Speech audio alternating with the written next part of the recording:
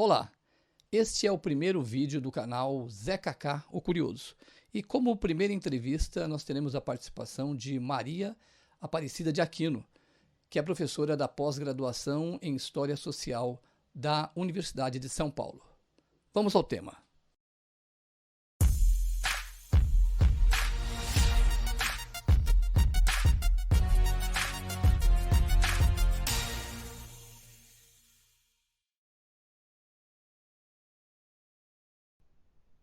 Professora Maria Aparecida, muito obrigado pela senhora estar aqui nesse nosso primeiro programa do canal, do Zé Cacá, o Curioso.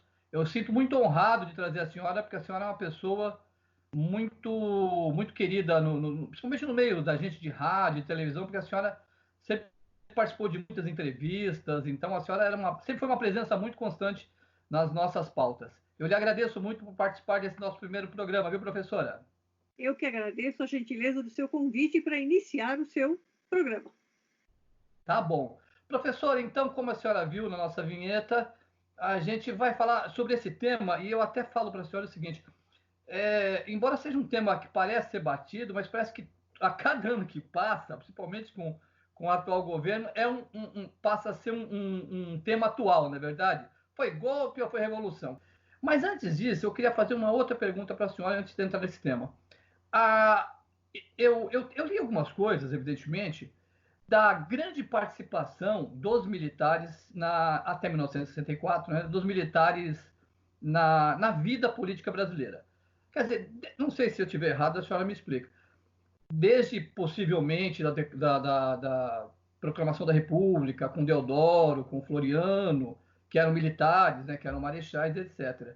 E a gente tem várias coisas, por exemplo, um movimento que eu não conhecia, que eu comecei a ler sobre ele, que é vou até pegar aqui, professora, para eu não falar bobagem, que é o tenentismo, né? O tenentismo que aconteceu lá em 1920, o tenentismo que aconteceu em 1922, né? É uma data, mas ele vai ao longo até 1930. Ah, então. Então, você vê, eu fui surpreendido porque eu comecei a ler sobre o tenentismo lá dos anos 1920, 1922, e comecei a ver nomes que depois eu fui associando, e eu confesso que eu não sabia, que eu fui associando, tenho até aqui, professora, alguns nomes que participaram, que eram tenentes naquela época. Cordeiro de Farias, Ernesto Geisel, Eduardo Gomes, Humberto de Alencar Castelo Branco, Juraci Magalhães, Juarez Távora, Emílio Garças do Médici e outros. E aí, engraçado, eu falei, pera um pouquinho, esses caras eram tenentes lá em 22, eles foram os generais que participaram em 64. Então, eu queria perguntar para a professora, os militares, até 1964, a partir do que aconteceu em 64, eles tiveram uma participação muito grande na política brasileira, professora? Até 1964, eles tiveram algumas intervenções pontuais. Eu vou te dar um exemplo. Nós temos um longo governo de Getúlio Vargas, que vai de 30 a 45, e em 1945 ele já está muito, digamos, enfraquecido, e no dia 25 de outubro de 1945, os militares interrompem o governo. Então, é uma intromissão dentro da vida política, mas é uma intromissão e uma retirada. Quer dizer, eles não entram e ficam dentro do poder. Então, eles não terão, até 1964, uma participação que implique numa permanência. Eles gostam de dizer muito isso, eles gostam de chamar a nossa república de a República da Espada. Ela começa já com os militares, já é uma intervenção militar no momento da proclamação da República, e nós teremos diversos momentos. Nós temos 1910, 1911, Hermes da Fonseca, depois nós vamos ter esse longo movimento, como você fala, o tenentismo, depois nós vamos ter isso tudo, o tenentismo nos leva a Vargas, que é tenente também. Então, em 1945 nós temos a interrupção de Getúlio, então nós temos vários momentos em que eles atuam na vida política diretamente, mas atuam, fazem uma intervenção e se retiram. O que acontece em 64 é que eles fazem a intervenção, é um golpe, não é uma revolução. Já respondendo a sua pergunta, depois se quiser saber por que eu já te digo, esse golpe que eles dão em 1964, eles acabam permanecendo no poder por longuíssimos 21 anos. Ah, perfeito, professor. E a senhora falou do Vargas, salvo engano, não tenho nada escrito aqui, mas alguns desses militares, né, que talvez fossem do tenentismo também, eles foram até indicados como interventores, não foi isso, professor? Alguns participaram do governo, né?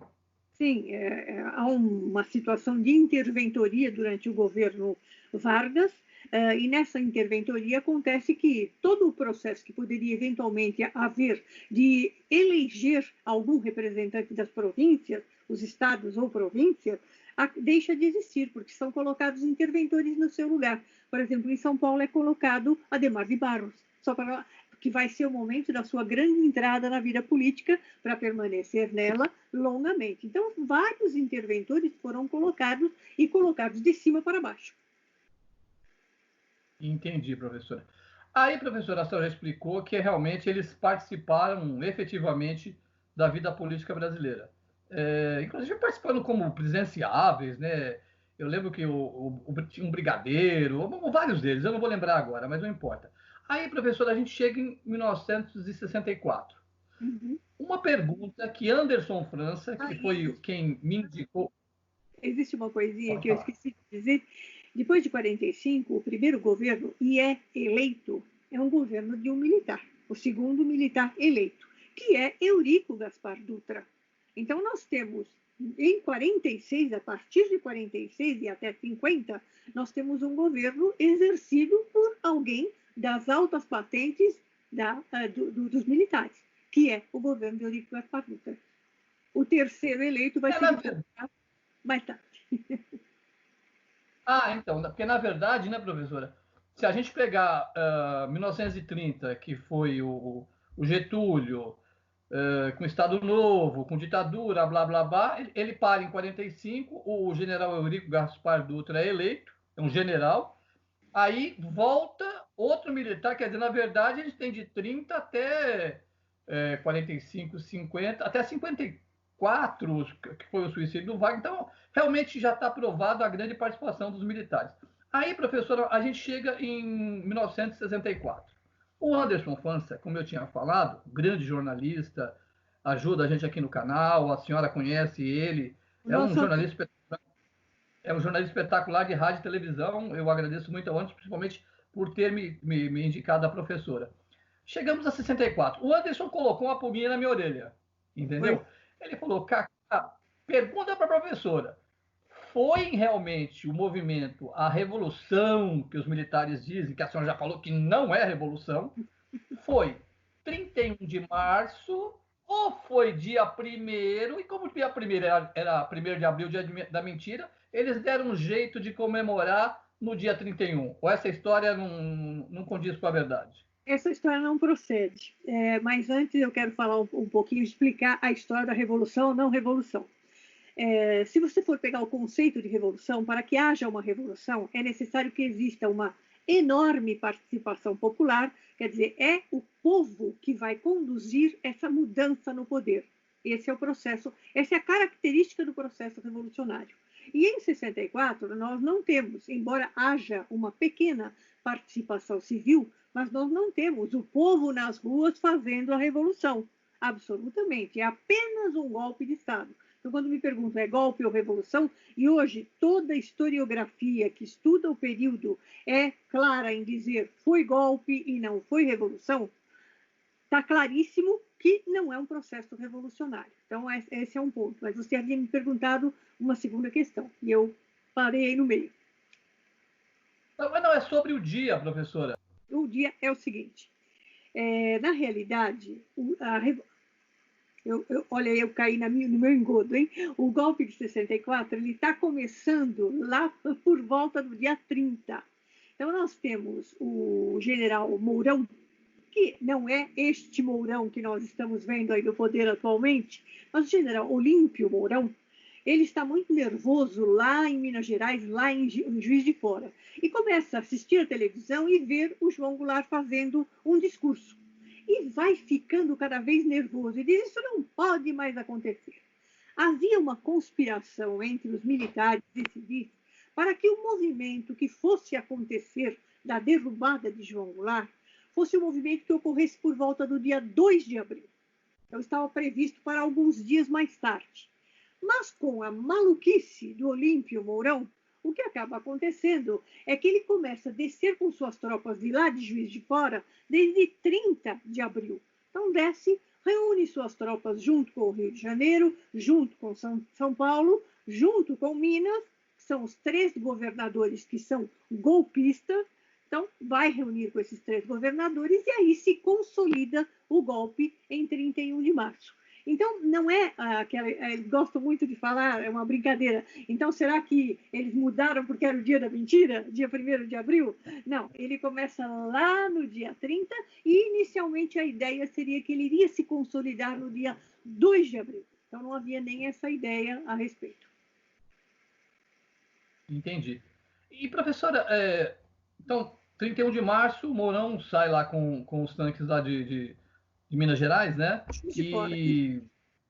Juiz de Fora. E começa o processo. Agora, efetivamente, a partir do momento, porque aí tem toda uma situação, né? O presidente, como foi um golpe, o presidente se refugia, não me lembro se ele foi ou provavelmente ele foi lá para o Rio Grande do Sul, onde estava o Brizola, que era governador, não é verdade? E até depois ele sai do país. Mas efetivamente tem todo aí um imbróglio na Câmara, que teve uma vacância, que na verdade só está falando, é uma grande uma mentira, porque tiraram o presidente, ele não saiu porque ele quis, ele saiu porque tiraram ele, não é verdade? Agora, efetivamente, até chegar, existe uma eleição de Araque, né? Se é um golpe, é uma eleição de Araque.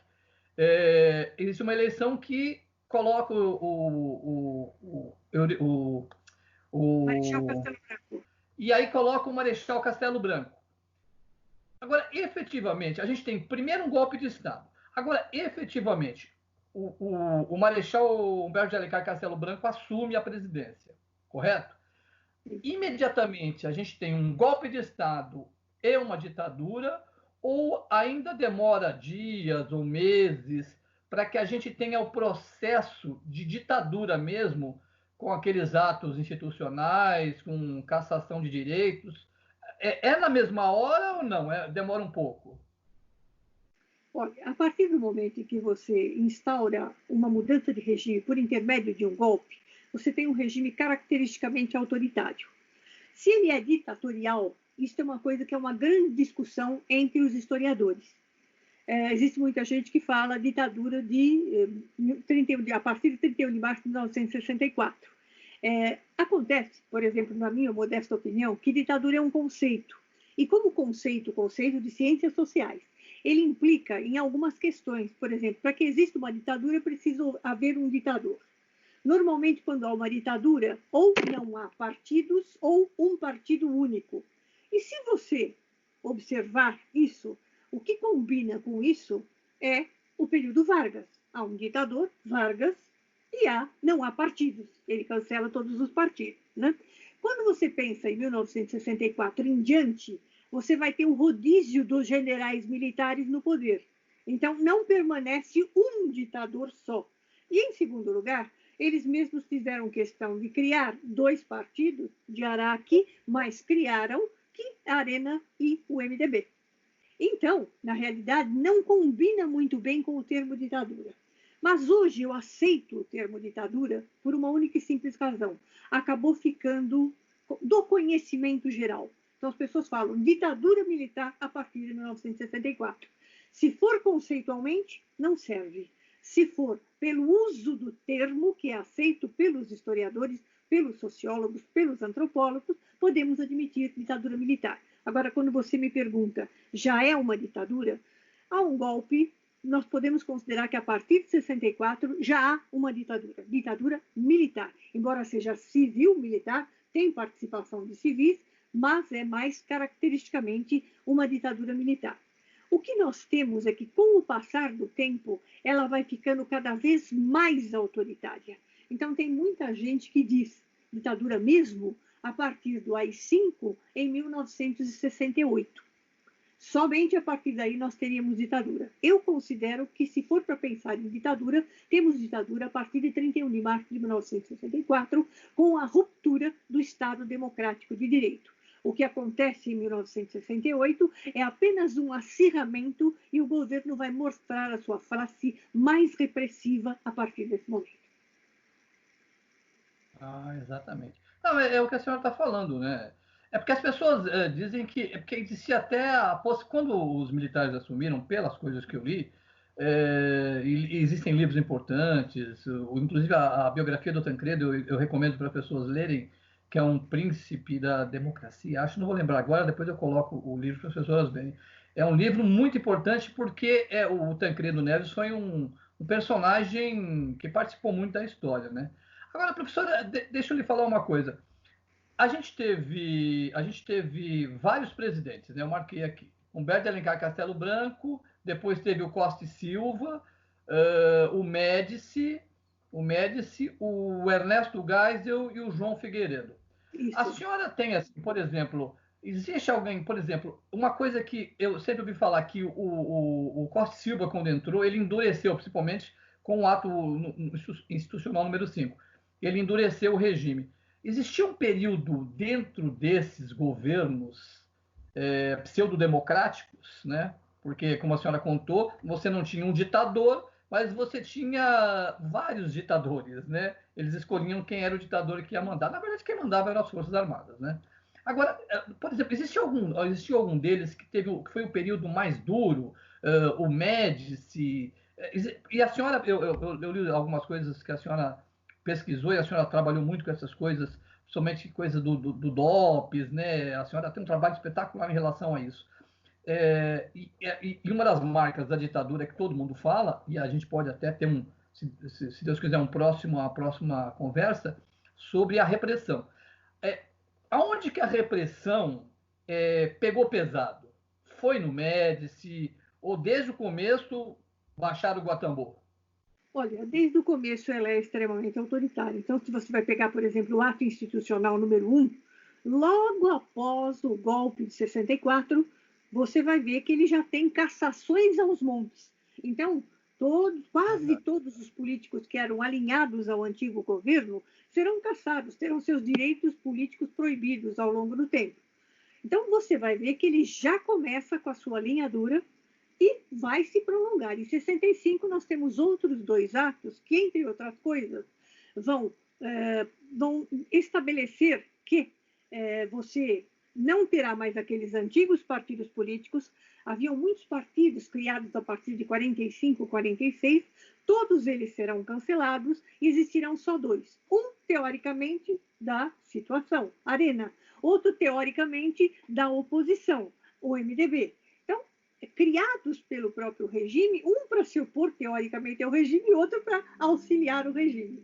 Então, isso tudo nos mostra, isso em 65 acontecendo, isso tudo nos mostra, na realidade, que eles têm uma característica extremamente autoritária.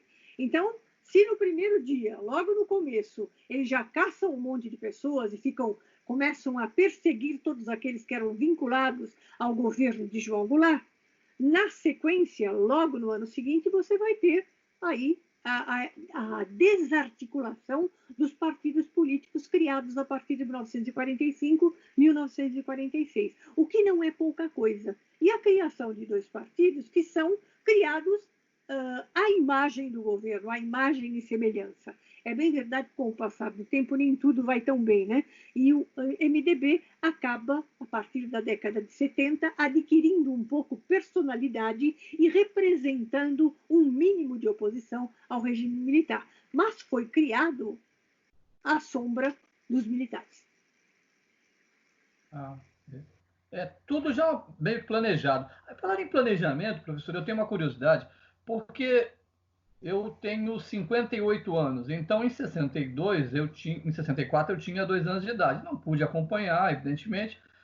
Aí, nos anos 70, eu estudando, coisa e tal, você era ali guiado por aquela... A coisa não era aberta, né? Mas a partir da segunda metade dos anos 70, você começa a ter um pouco mais de informação. Aí um personagem que me parece muito importante o general Golbery do Couto Silva. Eu queria que só falasse dele. O general Golbery do Couto Silva, que eu sempre me passou pelas informações que eu lia. Eu trabalho em rádio desde 1976, então saber que são quase 40 anos de rádio. Então a gente sempre ouvia da grande importância do general Golbery. Inclusive ele foi o criador, falha algum erro meu, do Serviço Nacional de Informação, né? Lá em 64. Sim. Professora, qual a importância do general Golbery, do Couto Silva, nesse movimento dos militares? Ele é extremamente importante. Num primeiro momento, no governo de Castelo Branco, ele vai ter um papel muito grande. Ele vai estar todo o tempo dentro do governo, por dentro do governo. A partir de um determinado momento, ele um pouco se desencanta e acaba saindo do governo. A sua segunda participação só viria a acontecer no governo Geisel, anos mais tarde. E no governo Geisel, ele também vai permanecer ao longo de todo o governo, sendo o maior articulação do processo de transição ou abertura política. Ele é o articulador de tudo isso, e ele permanece até 1981 no governo Figueiredo já. Aí, em 81, uma série de coisas acontecem, inclusive o fortalecimento do chamado DOI-CODE, órgão de repressão, e a partir daí ele abandona definitivamente o poder.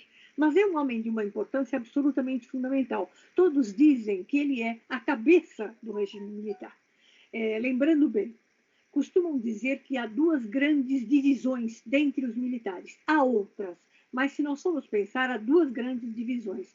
Aqueles que nós costumamos chamar de moderados e aqueles que nós costumamos chamar de duros, a linha dura. Dentre os moderados, figuras importantes são Golbery do Couto Silva, Humberto de Alencar Castelo Branco, Ernesto Geisel, para ficarmos em exemplos. E se você vai pensar na linha dura, nós temos como características, por exemplo, Emílio Garrastazu Médici. É um representante claro da linha dura. Tanto que o seu governo é o governo em que a repressão agiu mais fortemente contra toda e qualquer possibilidade de oposição ao regime. Perfeito, professora. Agora, professora, vamos voltar agora para 2020.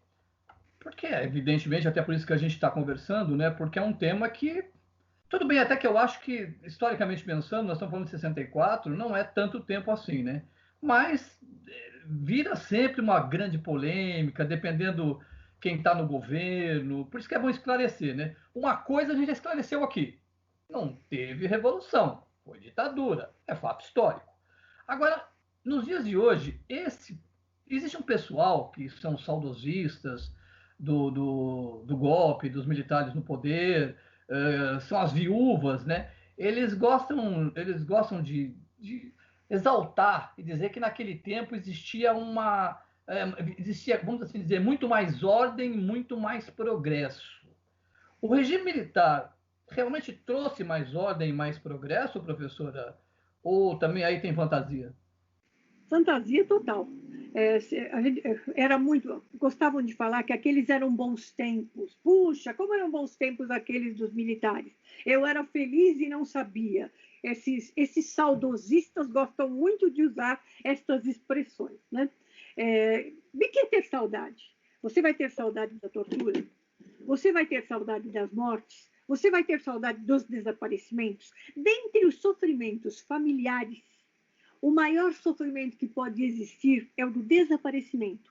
A morte, você enterra, você fecha, você vive o seu luto. O desaparecimento, você fica com a porta aberta, esperando o tempo inteiro que o seu filho volte. Isso eu não estou falando por acaso. Eu uma vez fui falar no grupo Tortura Nunca Mais do Rio de Janeiro e depois as moças me convidaram para ir comer uma pizza. E fomos comer a pizza, muito agradável. E uma delas, que era irmã de um rapaz desaparecido, falava da mãe. E a mãe, o pai querendo comprar uma casa maior, trocar de casa, e ela resistindo, não, quero ficar aqui, quero ficar aqui. Até que encheram tanto a paciência dela que ela deu um grito e falou, e se ele voltar? E não nos encontrar mais? E se o número de telefone tocar? Ela estava há 30 anos esperando a volta do seu filho. Então, põe-se no lugar dessa mãe. Né? Então, eu pergunto, você vai ter saudade do quê? Você vai ter saudade dos desaparecimentos? Outra coisa, costuma-se falar muito no famoso, aspas, todas as aspas possíveis, milagre econômico. Ah, foi um tempo muito bom, porque houve um milagre econômico. Houve um momento em que nós efetivamente crescemos. Crescemos a largos passos, inclusive dentro de uma conjuntura internacional favorável. A partir de 1973, quando nós temos o problema da crise do petróleo, a Organização dos Países Exportadores do Petróleo, pela primeira vez vai começar a elevar terrivelmente os preços do produto por suas questões internas do Oriente Médio, nós vamos ter, a partir daí, o fim do chamado milagre econômico. Então, vamos ter saudade de quê? De uma inflação galopante? Eles, quando saem, nos deixam uma inflação galopante. É disso que a gente vai ter saudade? Né? Então, pergunto eu, por que aqueles eram bons tempos? Aqueles foram tempos terríveis. Eu estudei censura, né? Eu estudei censura em 2 jornais, o Jornal Estado de São Paulo e o jornal O Movimento.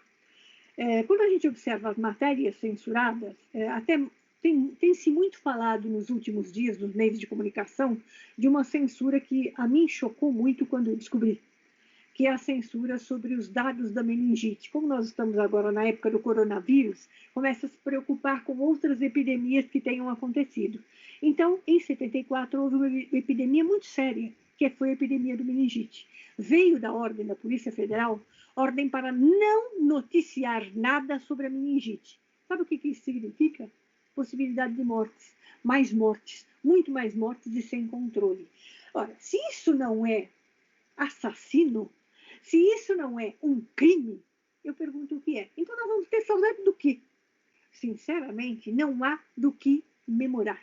Não temos nenhuma lembrança positiva para pensar. Até aquilo que teoricamente seria bom, chamado milagre econômico, teve um fim trágico e nos afundou, que nos levou a uma espiral inflacionária gigantesca, da qual nós vamos só sair décadas mais tarde. Então, eu não sou nem um pouquinho daqueles que gostam dos velhos e bons tempos. Não foram bons tempos, foram tempos terríveis. E não queremos, em hipótese alguma, que esses tempos voltem a existir, com algo que saia fora do Estado Democrático de Direito. Não se pode permitir que se rompa o Estado Democrático de Direito. Perfeito, professora, perfeito. E agora, como minha última questão para a senhora, minha última dúvida, professora, e a senhora foi perfeita, professora, realmente espetacular. A 64, os líderes, todos os generais daquela época, salvo engano, todos morreram, né? E aí você tem uma mudança no exército, né? Então você não tem mais aquela turma que começou lá nos anos 20 e acabou eclodindo com 64.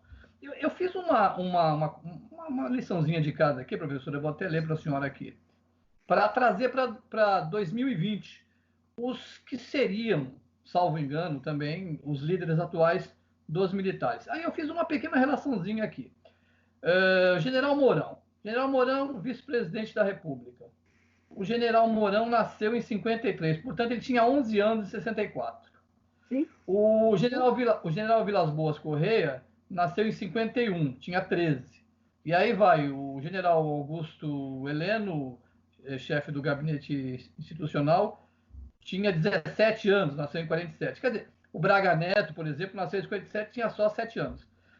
Teoricamente, a gente tem aí uma nova geração na área militar, que são os comandantes hoje, né? São as pessoas mais influentes.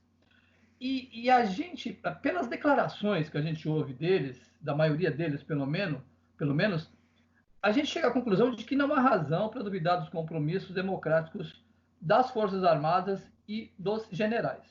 Correto? São muitas, há pouco tempo, nós estamos gravando numa sexta-feira, mas toda tem alguém militar falando, nós não nos envolveremos nisso. Agora, a senhora, como analista, como conhecedora, como historiadora, a senhora fica com tudo que está acontecendo hoje no país. A senhora fica com a pulga atrás da orelha, quer dizer, a senhora acha que pode haver um movimento, dizem que os generais não pensam nisso, mas que para baixo, o pessoal de baixo escalão, adepto de um. A senhora acredita que pode haver alguma coisa semelhante a essa coisa terrível que a senhora contou para a gente aqui, não? Que foi o movimento 64? Olha, eu tenho até duas pulgas, uma ao lado de cada orelhinha. Não é uma pulguinha só, são duas. Tá? Uma coisa que a gente precisa dizer é o seguinte: é preciso saber, a estrutura de formação dos militares mudou? Eles passaram internamente por um processo de democratização. O que eu digo é o seguinte: eles precisariam ter uma escola que os forma e que tivesse brutalmente mudado o seu comportamento e passasse a ter uma estrutura absolutamente democratizada. Isso aconteceu? Eu ouso dizer a você que não. Isso quer dizer que a formação deles permanece com as mudanças e as adequações da passagem do tempo, mas permanece mais ou menos a mesma. Então, eu acho o seguinte: há dois deuses para os militares: hierarquia e disciplina. Pode-se fazer tudo, menos romper a hierarquia e a disciplina. Então, é uma organização tão estratificada, tão estruturada, tão não gosta de mudanças, não suporta mudanças, tanto que ela quer manter a hierarquia sem que ninguém mexa. Ninguém pode romper a hierarquia. Então, essa estrutura, esses são os dois grandes deuses. E existe uma coisa que é o seguinte, que é bom que a gente fale. Como eu estudei os militares e vi muitos depoimentos a respeito deles, quando estamos ao fim do regime militar, eles estão quase que fazendo uma meia-culpa. E eles dizem o seguinte, que na realidade eles deveriam ter permanecido como estavam. Faziam intervenções na vida política se fosse necessário, mas depois se retirariam. Eles admitem que a permanência, longa permanência no poder por 21 anos, foi uma coisa que desestruturou as Forças Armadas, quase colocando em risco o terceiro Deus, que é a ideia da coesão. Eles não podem pensar que as Forças Armadas podem perder a sua coesão e surgirem rupturas dentro dela. Isso seria o fim, para eles, das Forças Armadas. Então, estes homens que viveram 64 e já estão no ocaso do regime, portanto, estão refletindo a respeito da sua presença na vida política, eles têm essa visão. O tempo passou, né? E o que nós temos hoje é um pouco diferente, não foi dado um golpe. Teoricamente, o regime democrático não foi rompido. Ele está um pouco triscado por algumas das coisas que vêm acontecendo nos últimos tempos e que muito nos preocupam. E é um regime que tem uma presença militar tão forte, mais forte do que o próprio regime militar, o que nós vivemos hoje. Se você for pegar, por exemplo, ministérios da época dos militares, não tem tantos militares como nós temos agora. E gravíssimo, gravíssimo, há militares da ativa. Quando você fala que o militar da ativa vai para um ministério, significa que ele tem tropa sob seu comando. Isso significa que ele tem força de fogo. Se ele quiser fazer qualquer bobagem, qualquer asneira monumental, ele pode fazer porque ele tem tropa sob seu comando. Então, isso tudo coloca as minhas duas pulgas atrás da orelha. Eu não vou dizer que esses homens não estejam falando a verdade. Eu não vou dizer que eles, até no seu coração, não tenham algum compromisso com o Estado democrático de direito. Eu acho que até pode acontecer, mas é preciso que a gente entenda a estrutura das Forças Armadas e também o seu histórico, todas as intervenções que elas fizeram e essa participação massiva dentro do atual governo. Por exemplo, se troca alguma coisa, põe no lugar quem? Um militar. Trocou alguma coisa, mais um militar. Tem militar para tudo quanto é canto. Aí eu pergunto, que eles gostam muito de dizer, e esta nova geração é adepta dessa ideia também, eles se acham superiores aos políticos para conduzir a vida da nação. O que não é uma verdade. Não quer dizer que eles não sejam competentes. São competentes, sim, mas isso não pode dizer que o poder civil não seja competente, ou que o governo precise ser exercido somente pelos militares, né?